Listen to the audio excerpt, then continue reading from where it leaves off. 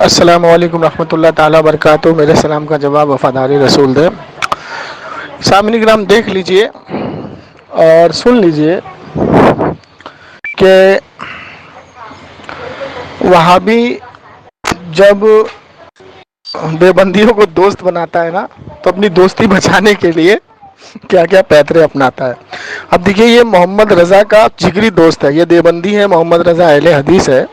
और मोहम्मद रज़ा जैसी मेरी आवाज़ सुनी वो भाग गया ग्रुप छोड़ करके, तो ये आया हाथ में। अब इसकी बातें सुनिए और हंसिए, इतना हंसिए कि इनकी किस्मत पर इतना हंसिए कि दोनों जहन्नमी जमात किस तरीके से फंसती है तो आपस में एक हो जाती है।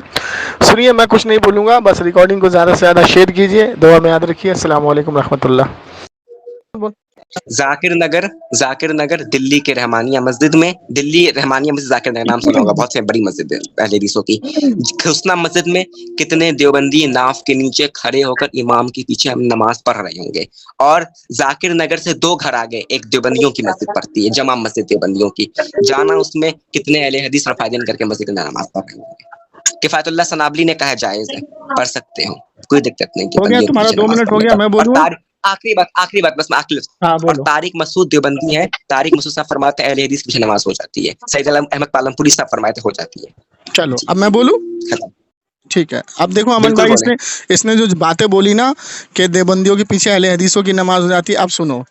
देवबंदियों का अकीदा, किताब का नाम इमदादुल मुश्ताक, अशरफ अली थानवी लिखता है कि वली मरता नहीं, एक दूसरे से एक जगह से दूसरी जगह ट्रांसफ़र करता है।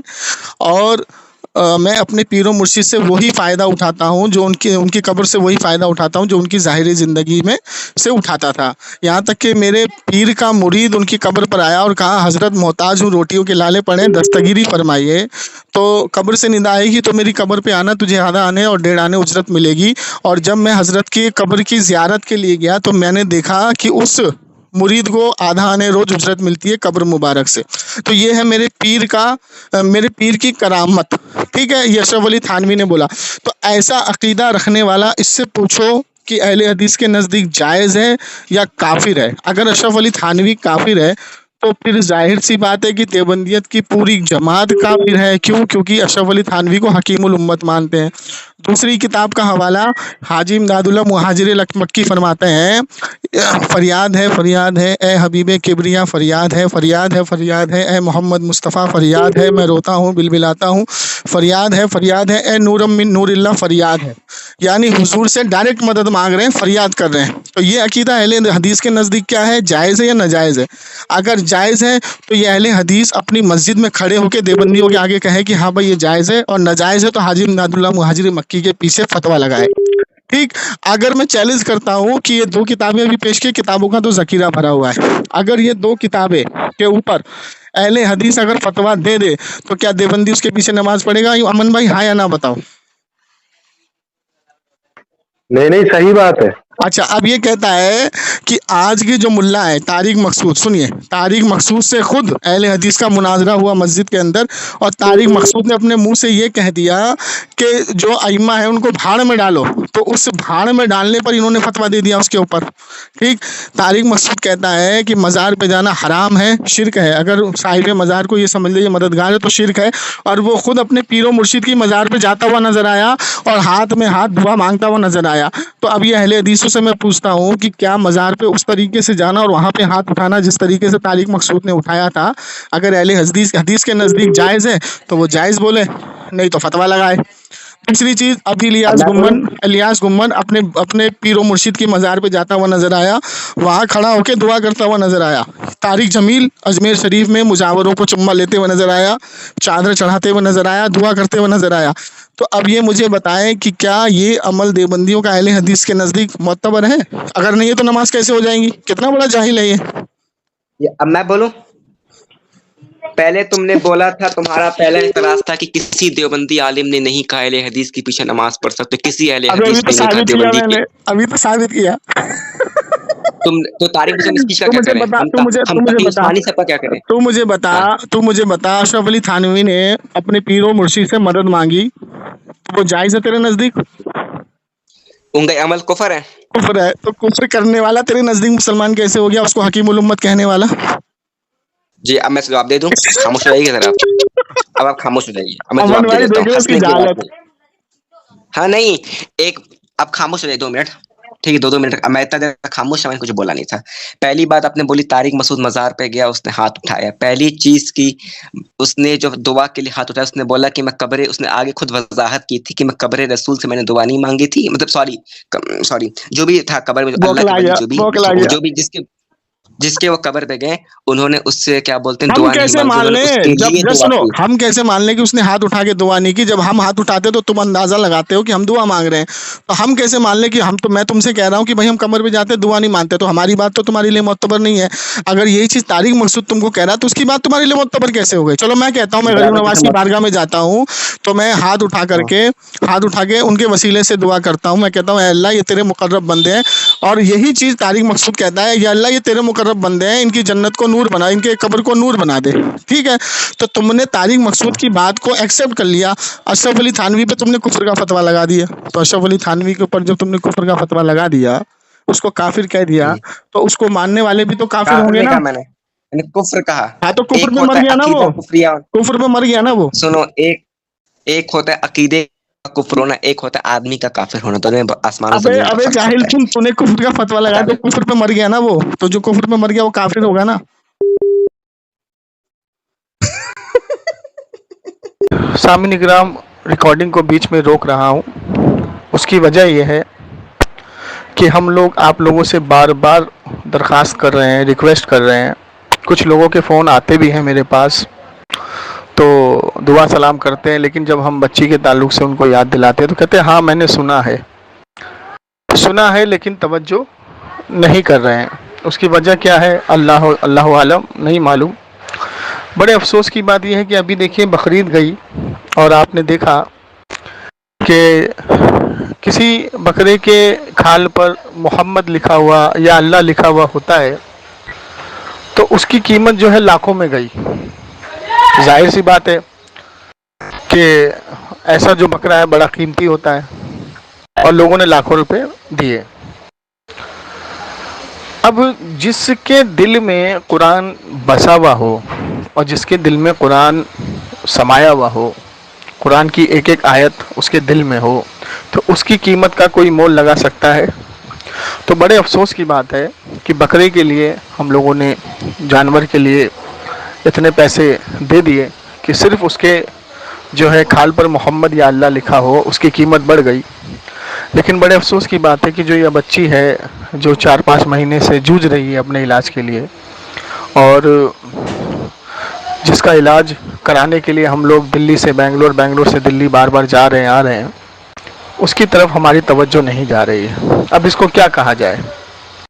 आप शुरू से एंड तक सुन रहे हैं और अल्हम्दुलिल्लाह जो मेरा ग्रुप है, जो मेरा पर्सनल ग्रुप है, उसमें मैं हर एक चीज़ को तफसील से डालता हूँ, कितना ख़र्चा हुआ, कितना पैसा आया, कितना नहीं आया, सब चीज़ डालता हूँ। मेरे दोस्त अहबाब जितने उसमें हैं, सुन्नी भाई, सब सुनते हैं, देखते हैं।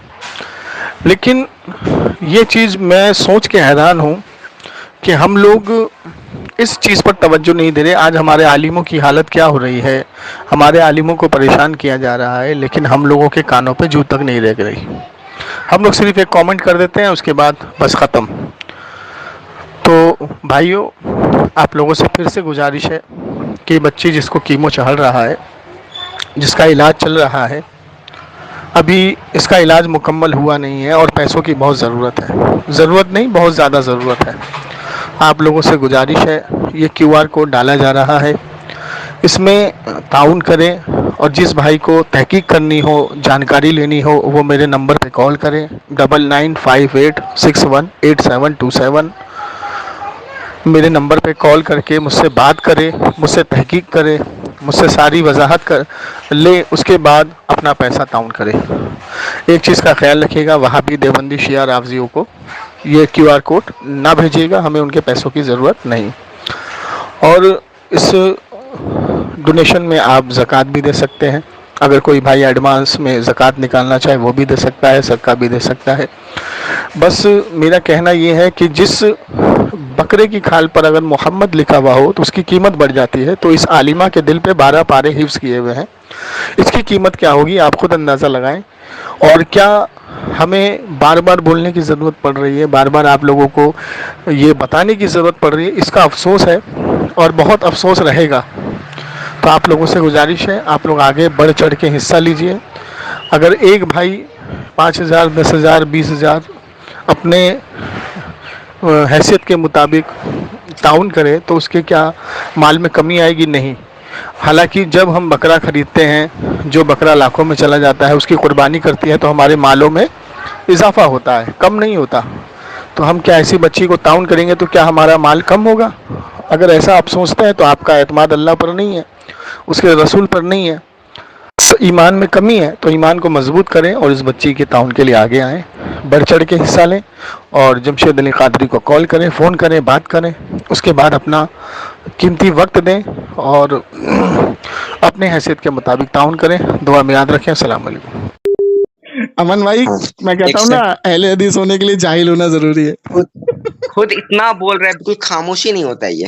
अब खामोश हो जाओ जरा। अमन भाई, तो वो शख्स क्या 4 बेटे थे, सही कुछ बात है, बेटे थे। बिल्कुल। मैंने कहा ना, हाँ, अहले वो हदीस होने उस के लिए शख्स के जाहिल बेटे होना मर जरूरी गए। होता है। उसके बाद कुछ शख्स ने बोला जब मैं मर जाऊं तो तुम मेरे क्या बोलते हैं जिस्म को आग लगा देना, मेरे टुकड़े टुकड़े कर देना।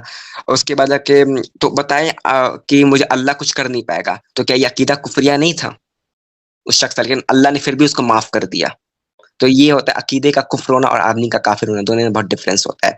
और दूसरी बात, अशरफ अली थानवी साहब ने जो बातें लिखी अपनी किताबों में, वो तो छोड़ो, और भी बातें हैं कि कासिम ननवी साहब मरने के 6 साल के बाद कब्र से निकल, ये भी बात उन्होंने लिखी और बहुत सारी बातें हैं। तो क्या थानवी साहब को इन सब बातों को तारिक मसूद या आज के देवबंदियों का इल्म है? अगर देवबंदियों को पता ही नहीं सब बातों के बारे में तो हमको काफिर कैसे कह दें, जब तक उनको अपने अकाबिर के बारे में पता ही नहीं चलेगा, इल्म ही नहीं होगा। क्या तारिक मसूद को पता है बात ये कि उनके अकाबिर कैसे थे? ये सुनिए, उसके बाद तारिक मसूद ने नया हम क्यों फितना माने? छोड़ा वहाबी ने। चलो हो गया, 2 मिनट खामोश हो जाओ। अमन भाई, ओ अमन भाई, नहीं, तुम 2 मिनट ज्यादा बोलते हो। चलो बोल लो, और बोल लो, बोल लो। हाँ, 2 मिनट ज्यादा बोला है। इंसाफ की बात करो अमन अली। आप बोल लो, जी। मैं खामोश। हाँ, इंसाफ की अच्छी बात अगर आपने करने कही। बैठ जाए तो तुम्हारा मुंह बंद हो जाएगा। हाँ, 2 मिनट ज्यादा बोला है। हाँ, तो उसके बाद आके मैं यही सवाल कर रहा हूँ, तारिक मसूद को पता है। दूसरी बात, तारिक मसूद ने खुद बोला कि मैंने उनके जन्नत के लिए, यानी मैंने दुआ ये हम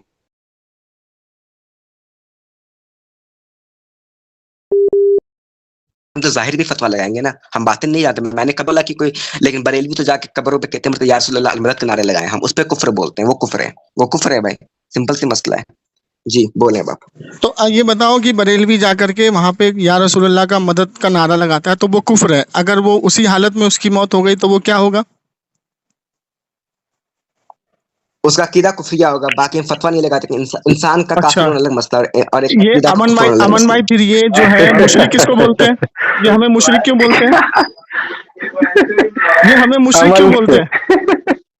ये देखो, अमल से जब अहले हदीस फंसता है ना तो इसी तरीके से तावील करता है। अच्छा, इसने ये कहा कि मेराज रब्बानी ने, तुम्हें मेराज रब्बानी की तकरीर नजर आ गई और अमृतसर जो इनका दूसरा चचा है उनकी तकरीर नजर नहीं आई, ठीक है ना?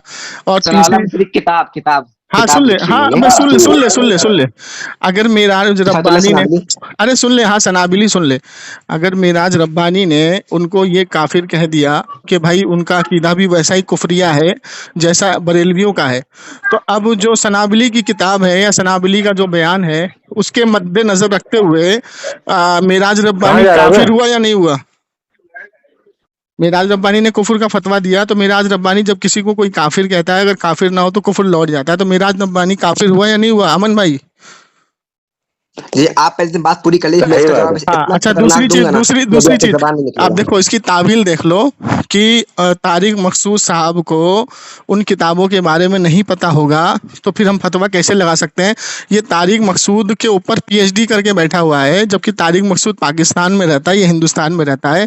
इसको तारिक मकसूद के ऊपर पीएचडी है कि उनको किताबों के बारे में पता नहीं है, ठीक। अच्छा सुनो, अब देखो ये अशरफ अली, ये तारिक जमील कहता है कि मेरे अकाबिर ने लिखा कि जिसने सहाबा इकराम पर तबर्रा किया, फतावा रशीदिया की इबारत पढ़ता है वो तकरीर में, कि जिसने सहाबा इकराम के ऊपर तबर्रा किया वो अहले सुन्नत से खारिज ना होगा। ठीक है। अब ये कहता है किताबों की तहकीक नहीं है। तो मैं पूछता हूँ कि क्या अगर किसी शख्स ने सहाबी को काफिर कहा या तबर्रा किया जैसे शिया नाफजी करते हैं, तो वो काफिर होगा या नहीं होगा? अगर नहीं होगा तो फिर इसका हवाला मुझे पेश कर दो। अगर होगा तो फिर तारिक जमील ने जो ये बयान किया है फतावा रशीदिया से, तो रशीद अहमद गंगोई भी काफिर हुआ फिर, और तारिक जमील भी काफिर हुआ। तो ये काफिर का फतवा खुद लगा रहे हैं, रफ़ेदैन पर मुनाजरे इनसे खुद कर रहे हैं, तबलीगी जमात को गुमराह जमात खुद कह रहे हैं, और कह रहे हैं उनके पीछे नमाज भी हो जाएगी। तो ये भाई ये कुछ दीन समझ में नहीं आ रहा। जब हम इनके आलिमों से कहते हैं कि देवबंदी और अहले हदीस भाई भाई, तो बहुत जोर से चिढ़ जाते हैं अमन भाई। जैसे i+TV में मैंने बात किया था, बहुत जोर से चिढ़ गया था, वो कह रहा उनको हमारे साथ क्यों जोड़ रहे हो, वो वही है जो तुम हो। तो अब ये एक कर रहा है, तो पता लगा अहले हदीस जब फंसता है ना तो अपने अब्बा को छोड़ देता है, और जब फंसता है तो चाचा को भी अब्बा बना लेता है। अब इससे जवाब मांगो। जी माशाल्लाह जमशेद भाई, अल्लाह। चले जी, आप खामोश हो जाइए। आपने सवाल किया कि सहाबा को कि काफिर कहेगा, तबर्रा करेगा तो काफिर होगा कि नहीं। अगर कोई आदमी सहाबा को काफिर छोड़े, किसी आम शख्स को भी काफिर कहेगा, हदीस पाक में है कि जिसने किसी मुसलमान को काफिर कहा, दोनों में से कोई एक काफिर हो जाएगा। सहाबा तो बहुत बड़ी चीज है। तो भाई उनके ऊपर तो सोचना लगे हाथ रशीद अहमद गंगोई तारिक जमील पे फतवा लगा दो। रशीद अहमद गंगोई साहब से मेरी मुलाकात तो हुई नहीं भाई, उन्होंने किताब लिखा किताब तो मौजूद है, किताब मौजूद है। तारिक जमील पागल ने अपनी आदमी जुबान है से क्या? बोला है, बिल्कुल पागल आदमी है क्या ये? तारिक मुझे रशीद जमील ने अहमद अपनी से कभी जुबान से मुलाकात बोला हुई है, तारिक जमील ने अपनी जुबान से तारिक बोला जमील का रुजू आ गया उसका बयान इस के, किताब पर, रुजू आ गया इस किताब पर, इस किताब पर ही, अपने फतवे के ऊपर कि कौन से मैंने फतवे सहाबा पर? को काफिर कहने वाले लाओ उसने इससे बोला इससे सहाबा को रुजूनामा काफिर। इससे रुजूनामा ले लो जरा। अच्छा चलो ठीक है, उनका रुजू आ गया। और रोजे रशीद अहमद कहाँ गंगोई चले का, भाई? रशीद अहमद गंगोई का मैं उस मुलाकात हुई नहीं, हो सकता किताब में बाद में किसी एडिशन कर दिया हूँ। अच्छा। नहीं तो देवबंदियों को नजर ना आया, देवबंदी ये छापे बड़ा जा रहे यार, हैं। ये जोकर है, जोकर। और खुद एक सेकंड, और खुद रशीद अहमद गंगोही साहब ने अपनी दूसरी जगह किताब में लिखा भी हुआ है कि सहाबा हाँ, को काफिर मेरे साथ में काफिर हो जाएगा। कौन सी मैं किताब में, बेकार किसी दिफा नहीं कौन सी करता हूँ, मैं किताब में, दूसरी किताब में लिखा कौन सी है, दूसरी किताब? नाम नहीं याद है मेरे को। अच्छा नाम याद नहीं है, PhD करके बैठे हो, नाम याद नहीं है। तो चलो ये भी बता दो कि तारिक मकसूद ने हाथ उठाया था मजार पे हाँ। जाके, तो उन्होंने क्या मांगा था? तुमको बताया था तारिक मकसूद ने फोन करके? अरे यार तकरीर दी थी यार, तकरीर में अच्छा। उन्होंने बोला था कि मैंने हाँ। मैंने कब्रे जो वली के कब्र से मैंने मदद नहीं मांगी, मैंने वली के लिए दुआ की। नहीं तो तुमने, उनको उनकी मैं भी जरूरत तो चाहिए, वही उनकी चीज कह रहा हूँ, मैं भी वही चीज कह रहा हूँ कि मैं भी वली के कब्र से जाके मदद नहीं मांग रहा हूँ, मैं वसीला मांग रहा हूँ। तो तुम मुझे मुशरिक क्यों कहते हो ये बताओ? मैंने तो आपको कभी कहा कि अब किसी मुर्दे अब जाके दुआ कर रहे हैं, मान ली किसी भी अब अब्दुल कादिर जिलानी रहमतुल्लाह अलैह अब कब्र नहीं जाता है। चलेगा, तुम मुशरिक कहते हो, तुम लोग मुशरिक कहते हो, एक किस बार बेस पे कहते हो? बात सुनिए, आप जा रहे हैं अब्दुल कादिर रहमतुल्लाह अलैह के मज़ार पे मैं जाते पूछ हैं, रहा हूँ तुम जिलानी हमें रहमतुल्लाह मुशरिक अलैह पे। किस बेस पे कहते हो? मेरी बात सुन लीजिए ना, पूरी बात तो हाँ, मेरी मुशरिक कहने बात ही की नहीं वजह, सुन रहे। मुशरिक एक कहने मिनट, की वजह पूछो अमन एक भाई मिनट, इनसे। 1 मिनट में अगर मैं जवाब ना है तो मुझे बोलिए, पर हाँ 1 मिनट हाँ में बोलने हाँ, दीजिए। ठीक है। बताओ आप भाई, बताओ। सैयदना अब्दुल, जी जी, हाँ अब खामोश हो जाए प्लीज। हाँ हाँ आप सैयदना अब्दुल कादिर जिलानी रहमतुल्लाह अलैह की कब्र पे जाके आप बोलते हैं, ए अल्लाह अब्दुल कादिर रहमतुल्लाह अलैह को आप जन्नत में आला दर्जा अता फरमाए, कोई दिक्कत नहीं, अपना हाथ उठा लिया, कोई दिक्कत नहीं, ठीक है ना। अब आपने बोला मैं आपको मुशरिक क्यों कहता हूँ, मैं आपको मुशरिक हम या अहले हदीस क्यों कहते हैं, इसका सिंपल वजह है क्योंकि आप लोग कितने मर्तबे आप लोग मदद मांगते हो अंबिया से या अच्छा रसूलों से, तो हम उस अमल को पे शिरक करते हैं, या आप अच्छा कब्रों, ये मसला है और कोई नहीं है। अच्छा। तो कुछ ये सजदे अशरफ अली ताज़ीम थानवी करते ने, हैं तो अशरफ वो, अली थानवी ने इमदादुल मुश्ताक में सेम मदद मांगी है, तो ये मुशरिक हुआ या नहीं हुआ? जी हुए मुशरिक थे वो, पर वो तो काफिर एक मुशरिक अलग हुए। चीज है, अरे मुशरिक माशाल्लाह अमन भाई, अब अशरफ अली थानवी को कोई हकीमुल उम्मत मुसलमान समझे तो वो मुशरिक होगा कि नहीं होगा? बिल्कुल सही बात अब है। मुझे चलो पता नहीं इसका है, फैसला हो गया कि मुझे जितने पता ही नहीं है। देवबंदी हैं सब मुशरिक हैं अहले हदीस के नजदीक, इसका फैसला इसी ने कर दिया। इनने कर दिया, और इनने ये भी फैसला कर दिया जो उनके पीछे वहां भी नमाज पढ़ता है वो वो भी जाहिल है। मुशरिकों के पीछे पड़ रहा है। मुशरिकों के पीछे नमाज पढ़ता है। ये देखो, ये कहते हैं कि अहले हदीस जब तक जाहिल ना मजे हो, की बात क्या है जाहिल ना हो, अहले मजे हदीस की बन ही बात नहीं ये सकता। है, मजे की बात ये है कि कासिम नानतवी ने तहज़ुर नास में नबी ये कौन है सल्लल्लाहु अलैहि वसल्लम पीछे की जो खत्म चला रहा है? नबूवत का इनकार किया। तो भाई इसको बंद बरेलवी करो है। थोड़ा। हाँ हाँ, उसने कासिम नानतवी ने तहज़ुर नास में खत्म अरे नबूवत पीछे का बंद इनकार करवाओ किया। यार, कौन है? और हिफ्जुल ईमान में अशरफ अली थानवी ने नबी सल्लल्लाहु अलैहि वसल्लम को पर गुस्ताखी की। रशीद अहमद गंगोई ने फतावा रशीदिया में कहा कि सहाबा किराम अरे को भाई काफिर इसको कहने बंद वाला कर दो काफिर यार, नहीं। इसको बंद कर दो। कौन है पीछे यार? अरे भाई इसको बंद कर दो, कौन है? कौन है यार? डिबेट खराब कर रहा है पूरी। आपका ही बरेलवी है अरे उसको 8523। चुप कराओ यार, अच्छा उसको सुनो। बाहर करो, कोई भी हो। अरे भाई अमन एक भाई इसको मिनट, बाहर करो, कौन कोई हो भी भाई? हो। म्यूट कर लो यार, ये बाहर नहीं हो पा रहा है यहाँ से, अच्छा सुनिए जो भी है। अब अरे इसको बाहर करो यार, कौन है? जमशेद भाई, जमशेद भाई, हाँ। तो देवबंदियों की बुनियाद इन्हीं अकाबिरों पे खड़ी हुई है।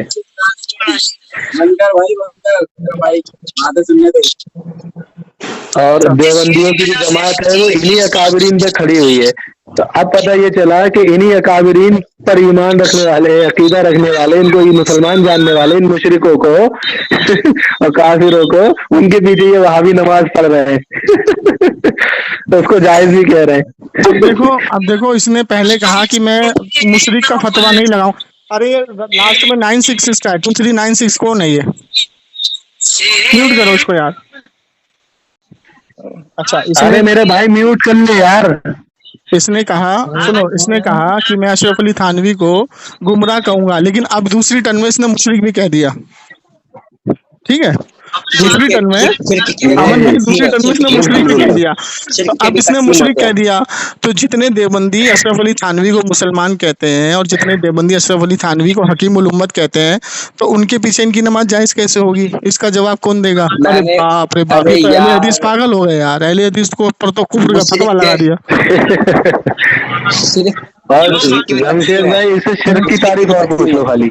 अरे शिरक की छोड़ो ना, अभी तो मैं इसको इसी पे पीटूंगा, अभी रुक जाओ ना। अभी ये मुझे तारिक मकसूद का बताएगा कि तारिक मकसूद ने तकरीर में इसको ये कह दिया कि मैंने वहां पर जाकर के दुआ की लेकिन उनसे मदद नहीं मांगी, तो तारिक मकसूद की बात को मान करके इसने उसको मुसलमान कह दिया। अरे यार बंद कर भाई, कौन है यार ये?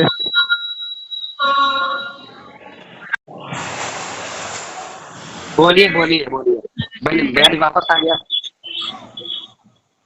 मैं इसको बार बार म्यूट कर रहा है, बार बार म्यूट खोल रहा है। अरे भाई म्यूट कर लो, वो इमाम वाले भैया थोड़ा सा म्यूट कर लो यार, इनको छानने बंद वाले। करो, इनको बाहर कर दो यार, इनको बाहर करो, इनको बाहर करो, ये यहाँ से बाहर बाहर करो कोई नहीं इनको। निकल पा रहा, यही मसला है। इसको पर्सनली कॉल करना यार जरा, अभी करता हूँ, एक मिनट। पर्सनल कॉल करके बोलो कि जाहिल वाहिल हो क्या, पागल हो गया? जब डिबेट चल रही है तो क्यों बीच में तुम नाज शरीफ लगा रहे हो? अभी मैं करता हूँ, एक मिनट, इसको नंबर ले लो।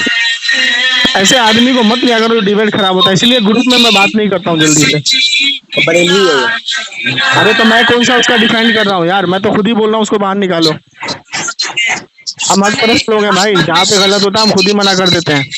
तुम्हारे जैसे नहीं है कि तुम ताबीले कर रहे हो।